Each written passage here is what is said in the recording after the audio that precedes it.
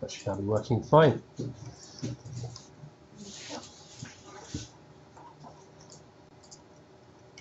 So, chapter 10, application layer. Very small chapter, 25 slides. Let's go straight to slide 12, I think it is. It starts from here, 6, 5, 4. Okay, chapter 10, sections and objectives. We're now going to talk about the application layer protocols, which is the layer above, the one we just did for transport. So how does the application layer provide support to end user applications? How do the functions of, careful with walking across here, application layer, session layer and presentation layer, how do they all work together to provide those services? How do they interact with the end user applications, the protocols? Also, how do TCP/IP application layer protocols operate, the more well-known ones? We're going to examine web and email, DNS, DHCP, and also file transfer. Starting with the application layer, this is the one closest to the end user at the very top of the OSI and TCP/IP model. The kind of things, the kind of terminology associated with this layer are things like DNS, domain name services system, hypertext transfer protocols, HTTP, SMTP, that's the email protocol, post office protocol, POP, DHCP, dynamic host configuration protocol, that's the dynamic allocation of IP addresses, file transfer protocol, and something called Internet Message Access Protocol, of which Ping, for example, is one of the members of. And really, the application layer is this really handles the data exchange between programs running on the source and destination hosts. The presentation layer function, just so you know, going back to the OSI model, we did transport. This section here, presentation, application session, are grouped together in TCP/IP, all under the application block in TCP/IP. More specifically, what does the session layer and presentation layer function do? The presentation layer function, this formats data at the source device into a compatible form for the receiving device. So it handles both the compression and the encryption of data. Some common file formats you might be familiar with, JPEG, GIF, PNG, MP4, QuickTime, those sorts of things are compression formats. So presentation layer is handling that formatting. And the session layer function maintains and creates dialogues between the source and destination applications. Well-known TCP/IP application layer protocols, these are the ones that are well-known, this list here. Just going to explain them now. So DNS is name systems. That says TCP UDP 53, which you now understand is the port number. This translates a domain name, such as say cisco.com, into an IP address. BootP is a bootstrap protocol. This was used to initiate IP addressing previously. When machines would turn on and you'd have an Ethernet connection on them, they'd boot up, and this would create like a protocol to allocate an IP address. This is now being superseded by DHCP, which is the more familiar and more well-used technology. DHCP is on a UDP client, this port 68, the server is 67, and this dynamically gives you an IP address when the client station starts up. SMTP and POP, they have port number TCP25. SMTP enables a client to send an email to a mail server. POP allows for retrieval, is downloading that email back from the mail server. That's on TCP 110. IMAP, this Internet Message Access Protocol, you might come across this also when configuring email systems. This enables clients to retrieve email from a mail server, and it also maintains email on the server. Sometimes, you know, with some email systems and corporations, they keep the mail on the server, you download it to your client, and that email still stays on the server on that account. That's IMAP. I think most of you probably have like Gmail, Yahoo, Hotmail, right? Home machines. Do any of you download your email to a desktop anymore? I do. Nadeem, yes. So what do you use for that? Outlook. Outlook, okay. So you've got, therefore you would have IMAP configured. I have some emails on IMAP, but some I still have for free. Okay, so what email you download, POP is bringing it down to your local. But IMAP is maintaining it on the server. What's that? It's living copy on the server anyway. It's copied off the server, yes. So the server will maintain always a copy, especially in corporate email, it will keep that email on that server too. Okay, from a mail server. So wherever you go, whatever device you have, you can put it down if you need to. FTP, this is file transfer. This is used a lot in web development, largely. So web programming teams will want to put files onto a server, like HTML files or scripts. That's one example. And this is a reliable, connection-orientated and acknowledged file delivery protocol using ports 20 and 21. Now the one Vadim's mentioned was TFTP before. This is UDP 69. This is a connectionless file transfer protocol. So it's not reliable and there's no acknowledgement in that. HTTP is TCP 80 or 8080. This is the rules, the great invention of the World Wide Web is all based on this protocol. Actually, this is what's behind that invention. Rules for exchanging text, graphic images, and whatever. Then you've got a secure version below. This is HTTPS. This is an encrypted authentication to secure the communications end to end, like HTTP, but we scramble the content instead, so it's encrypted.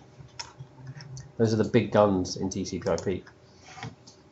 Right, now onto the client-server model. As you can see, this is quite easy slides now. So we say here that client-server processes are considered to be in the application layer. Application layer protocols describe the format of requests and responses between client and server. A great example or simple one is just using an ISP's email service to send, receive, and store email. That's a good example of a client-server connection. You've got all the stuff on the server side, and you download them off to the local client on the right-hand side there, mobile, phone, client, whatever it is there. Now, peer-to-peer networks, this is where you have a person and a person sharing files without the use of a server. No servers are involved with this. So effectively, if I'm say sharing a file with Mark, example, right, we're both peers on that network. We're both functioning as a server and client at the same time, both providing each other files being shared over. So this picture here shows you that these two are sharing with peer 1 and peer 2 files, but also peer 2's got a printer attached to it. So peer 1 can, via the switch, use peer 2's printer via a print request from there. Until he turns it off. Until he turns his machine off. Yes, and then there's a problem, and then there's no opportunity for any further. Correct. Now, there's certain applications that enable peer-to-peer communication.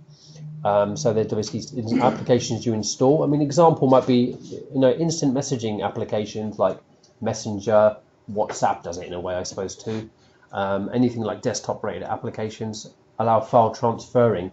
These can run in the background as a service, but they also have an interface where you can say little messages like this. And the classic one is a simple instant messaging service here, and they're talking to each other on this communication line. Examples of more common P2P applications is, here's an example. This is a bit dodgy. This is the days where this was largely massively illegal, and still is. You had someone like, having a file, MP3 file. Look at this, yeah, my song MP3, and on a network, and these people are all downloading it from one place. Okay, and these are networks that are set up so people download, install software like this. This is actually part of a Cisco slide, believe it or not. G2, Bitcoin, BitTorrent, eDonkey, are various applications for P2P. And it says the Nutella protocol is used where whole files are shared with other users. Okay, and also bits of files can be used also with various servers at one time using something called the BitTorrent technology. There's a little lab they've got here on researching P2P file sharing here for your interest. Those of you who've never done this before, obviously all of you are, non-P2P users. I mean, this was quite a lot of it was going on 5-10 years ago, and it's not been cracked down massively. So P2P just shows you how it can be done and what's involved with it. Just warn you though, with P2P, a big risk of viruses, Trojans, all sorts of malware goes down the wire on these things. HTTP. So the way this works is, this is more behind the scenes of a web page. If you've got a web server and someone types in the web address cisco.com, what's happening is the web browser establishes a connection to that web server running that service using the HTTP protocol. And behind the scenes, if you kind of were wondering what happened, if you ever observed, you can just, I think Wireshark allows you to observe this. You can see the kind of stuff going on. This is sort of saying an OK, I've got you. Talks about which server it is. You look at the little text in black here, what text it is, what the content length is, and then also the transfer of HTML then starts. And the HTML is a programming language for web pages. And this shows you that the client has received the web page, all the stuff's downloaded, been interpreted, and it's been displayed. HTTP is a request response protocol. There are 3 types of standard message types: GET, POST, and PUT. GET is a request for data, POST uploads data files to the web server, and PUT uploads resources or content to the web server. The secure version of it, with the S on the end, again uses encryption and authentication to secure this information. Email protocols. Has a scenario of a sender and recipient going via the email system.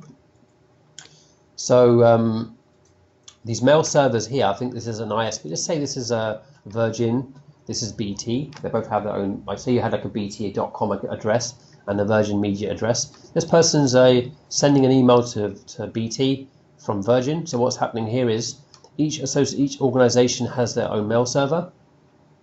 They communicate with each other too using SMTP to enable the transfer. These 3 runs. SMTP is sending the email, as you can see through this line here. POP is receiving the email, and IMAP also retrieves but also keeps it on. POP downloads it and takes it off.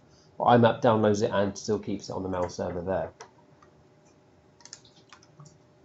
SMTP is used to send email as an example of that. And the way this is working is the actual server, SMTP server, is checking if the recipient is on the list of known recipients on that server address. So in an organization, you normally have a directory. And if this is for that directory of users, it's going to be on there. If this person does not exist in the business, it then goes beyond. Yeah, it's all about the domain name. If the domain name at the college was RAC, say it was email sent to me at RAC AC UK, yeah, my server will look up and go, I'm on the directory, no problem. But if it was, say, going to one of you outside of the college system, then it forwards it on to another server that handles that. POP retrieves email from a mail server, download to the client, and delete from the server itself. And then IMAP keeps a copy on that server. I've explained that like 3 times now. The slides repeat themselves here a bit. That's the workflow of sending, forwarding, and then delivering. Notice this arrow goes backwards and forwards. Yeah. So it's keeping that copy on and forwarding it on for delivery, but still keeping that original message on the server. There's a little packet tracer activity, web email. I'm going to select some of these out to do later. So this is probably one that we'll look at, web and email, which allows you just to examine the POP and SMTP IMAP processes. Now onto domain name services. So a domain name, what a domain name really is for is to make a recognizable name rather than remembering an IP address. The DNS protocol defines an automated service that matches the resource name with the required address. What it's really doing is keeping a table of IP addresses and domain names that are known every time it visits it, like a cache. Yeah. And when it can't find one, it then goes to resolve it to the domain name resolution. Domain name service will provide this. It will resolve it to a domain name, then it will add it to the list so it's just faster the next time round. Also, you can do things like blocking addresses as well. You can block a certain web address. You can put controls on it so that certain domain names can't be accessed. There's various things you can do with that. DNS message format. I mean, this says the same message format is used for all types of client queries and server responses, error messages, and the transfer of resource record information between servers. There are various bits of information. This is the question for the name server. Answer is resource records. Authority is resource records pointing to an authority. Additional is resource records holding additional information. So the way this works is client makes a query. The server's DNS process looks its own records up in this table I talked about to resolve the name. If it can't resolve it, it contacts other servers to resolve the name, and it might need to go around the world a bit. You know, if it's a .jp address in Japan, it's got to go out there and look at Japan's central server and see what's being stored there, and bounce around by region till it finds it. The server temporarily stores the numbered address in the event it's going to be requested again. There's a certain amount of time it keeps it. But also on your Windows PC, there is a load of cached entries, so you might find already a load of entries. If you want to try it at home, type in ipconfig /display DNS, It should show you all the cached, commonly visited websites on the Windows PC. The hierarchy of DNS, just so this is the way it works. So this is all web industry stuff. If you go to the DNS client, it's going for cisco.com. So bearing in mind what level it wants to get to, there are various types of level of server. So the one here, the local DNS server, has the record already for cisco.com and mailcisco.com. Okay. Say it specifically wanted something else. This one here, top level domain servers, they have higher level stuff. So this is about knowing, what's specifically on a subdomain. It's got some examples there that can be looked up at this top level area. And then you've got the root DNS servers, which are the highest level ones. These know the basic stuff around .com, .org, .au, .co. This slide is not very good, by the way. It should be more broken down. I mean, this would probably be mail.com, mail Cisco, like a local one. This will be cisco.com. That will probably be a high level one, like a country, .au, .uk. That is root level ones there. These are effectively hierarchically organized to match the level of addresses. Sometimes you get a domain name hierarchy, like you've got Microsoft.com, then you've got something.microsoft.com, then you've got Microsoft.co.uk, and you might even have a regional branch there as well. So there's like a hierarchical organization for how DNS is done. Another little command that's quite handy is NSLOOKUP. This allows you to query the name service to resolve a host. So if you've got a domain name, this is a little bit cheeky actually, but if you want to find out the IP address of a website, okay, this is what the hackers do, for example. This is a cybersecurity method. So you just be aware of it on the other side, on the network management side. Let's say your website was hacked. Okay, what happened was they used a command like NSLOOKUP, found the IP address, and from the IP address, once you know that, you can start sending packets to it. Yeah, 1 packet, 10 packets, a billion packets can be sent that direction. Also, you can try to hack the FTP access details, username and password, and then you've got into the web server. And then that's how these strange things like how the home page was changed in some ridiculous picture. It's happened not long ago, right? That's how this is done. So this is a utility for it. Looking up an IP address. Now on to DHCP. This is the dynamic protocol for allocating IP addresses, and it automates the assignment of not only that, but also subnet masks, gateways, and other parameters. DHCP, what it does is it gives you a lease of an IP address for a set period of time. Once that's used up, it then goes back to a pool to be reused again. And in CCNA 2, you'll learn about how to allocate addressing that way, how you allocate a pool, and how you kind of time the reuse time of it also. You actually configure that. You're going to do DHCP configuration, yeah. It's like a lab you've got to do, and you configure DHCP a bit later, something like chapter 8 or 9 in CCNA 2. It's employed for end user devices, usually, because these are dynamic. End users are always coming on and off the system. But some devices that are not changing so much are better off with static addressing. So network devices like gateways, switches, servers, and printers generally are better given static addresses rather than DHCP. So you don't want to put DHCP on every single device. Yeah, some services are better off without it. DHCP version 6 also gives similar services for IP version 6 clients, increasingly so. Example of a mobile worker working with an ISP here to get internet connection. Other people using the same thing. Some are going by DHCP server in different locations. This is one of those step-by-step things now. How does DHCP operate? There are 4 stages. The discovery stage, so client discovers a server. The server then offers a allocation to a client. Okay, then the client requests an IP address, and then the server then acknowledges back, here's your IP address, you can have it, no one else is using it. That's the idea of the DHCP services. There's a packet tracer activity there on DHCP and DNS servers, exploring that in more detail. Another lab, observing how DNS is resolved. This is something you can do on your home machine by pinging and trying those things out. FTP, this requires a client-server connection. And again, there are some stages here of reliable connection. So the client first establishes a connection to the server using port 21. So there's two parts, okay, for FTP. There's a data and a control port. Data is port, the kind of control traffic is to port 21. This is just sort of acknowledging where they are and the FTPs are working. Once that's established, then it activates port 20, which is the actual data transfer itself. So two connections are being made, one for control traffic, one for actual data itself, to bring files down. Nearly there. SMB, some of you might use SMB. Have you heard of that before? So, Windows file sharing? message block? Server message block. Yeah. And Windows has on there an ability to make, say I had a home network set up for machines. I can make a folder on that machine shared by other users.